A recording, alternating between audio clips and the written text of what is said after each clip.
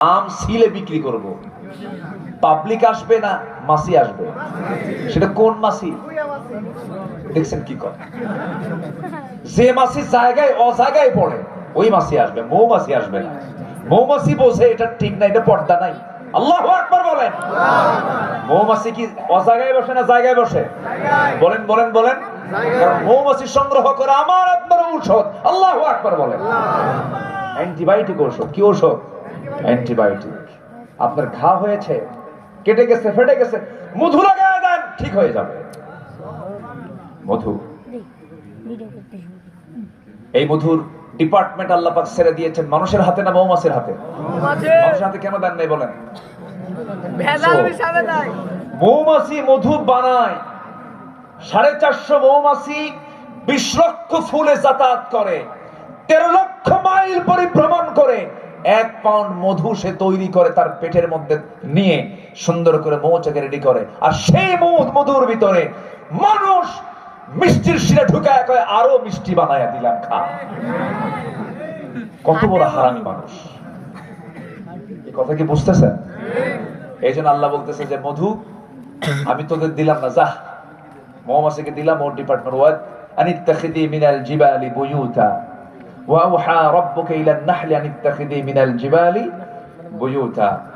কি বলে, গাছের ডালে বাসা বাঁধো, তারপরে বাসার প্রাসাদের নিচ দিয়ে বাসা বাঁধো।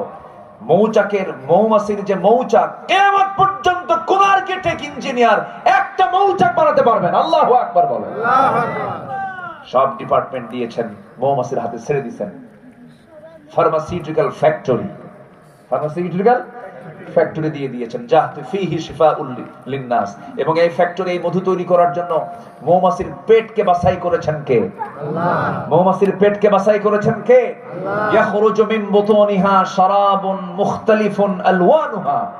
কি হয়? ইয়াখরুজু, বের হয়, মিন বুতুনিহা, তার পেট থেকে, শারাবুন, কি শারাব, পানীয়, ড্রিঙ্কস, আলওয়ানুহা মুখতালিফুন, বিভিন্ন রং বেরঙের। মধুর রং কি একরকম হয়? ভিন্ন রং বেরঙের। এক একটা ফুলের মধ্যে এক একটা রঙের হয়, এক একটা ফুলের মধ্যে এক একটা রং আল্লাহ পাক করে দিয়েছেন। জোরে কান সুবহানাল্লাহ। এই মধুগুলো সংগ্রহ করার সময়, রসগুলো সংগ্রহ করার সময় মৌমাছিগুলো মুখে নিয়ে আসে না, পেটের মধ্যে নিয়ে আসে।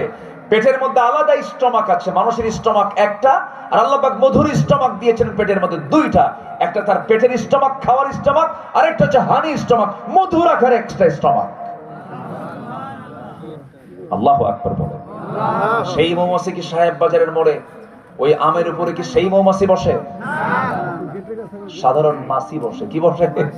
মাছি বসে। কিন্তু মাছি বসলে কোনো ক্ষতি হবে না যদি পর্দায় থাকে। আর যদি পর্দা খুলে ফেলে, শুধু একটা মাছি ঢুকবে, তোর 14 গুষের ডায়রিয়া হয়ে পড়বে। ঠিক কিনা? অতএব যে মহিলার গায়ে পর্দা নাই, ওটা ডায়রিয়া। ওটা কি বলেন?